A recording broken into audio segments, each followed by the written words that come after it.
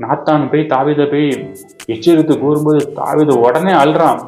ஒரு சின்ன குழந்தை போல, பெரிய ராஜா. அவனுக்கு தெரிஞ்சுட்டு இந்த ராஜா, இந்த குதிரை, இந்த அரண்மனை இதெல்லாம் எனக்கு ஒண்ணுமே கிடையாதுங்கிறத தாவீது உணர்ந்து கொண்டான். ஏன்னா அவன்கிட்ட கடவுள் எனக்குள்ள இருப்பது தான் பெருசு. அதனால தான் அவன் கூறுகிறான், அந்த ரட்சணையின் சந்தோஷத்தை எனக்கு திரும்ப தாரும் சொல்றாங்க. நாங்கள் ஜான் ஜெபராஜை குற்றப்படுத்துகிறோம். ஒவ்வொருத்தரைய குறை சொல்றது, பேசுறது, அதாவது கள்ளத்தீர்க்க தரிசிகளை எச்சரித்து பேசுவதையே இவர்கள் குற்றப்படுத்துகிறோம் என்று கூறுகிறார்கள். நாங்கள் குற்றப்படுத்துகிறோமா இல்லை கள்ளத்தீர்க்க தரிசிகளை எச்சரிக்கிறோமா என்பதை நம்ம இந்த வீடியோவில் விரிவாக பார்ப்போம். இப்பொழுது எடுத்துக்கொள்ளுங்கள் வசனம் யாக்கோபு 4:12. நியாயப்பிரமாணத்தை கட்டளையிடுகிறவர் ஒருவரே, அவரே ரட்சிக்கவும் அழிக்கவும் வல்லவர். மற்றவனை குற்றப்படுத்துகிறதுக்கு நீ யார் அப்படின்னு இந்த வசனம் கூறுகிறது. அப்படிதான் ரொம்ப ஆழமான சத்தியத்தை நம்ம படிக்க போகிறோம். இப்போ இந்த வசனத்தை பார்க்கும்போது அவரே ரட்சிக்கவும் அப்படின்னா நமக்கு தெளிவாக புரிஞ்சுக்கொள்ளணும்.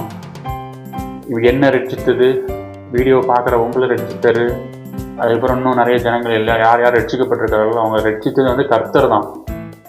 அதுதான் அந்த வசனம் நமக்கு தெளிவாக கூறுகிறது. அப்படின்னா எந்த ஒரு மனுஷனும் இன்னொரு மனுஷனை ரட்சிக்க முடியாது. அதனால் ஒருவரே, அவரே ரட்சிக்கவும் அழிக்கவும் வல்லவர். அப்படின்னா அவர் தான் ரட்சிக்கிறார். அதனால் விசுவாசிகளே நீங்கள் தெளிவாக உணர்ந்து கொள்ளுங்கள்.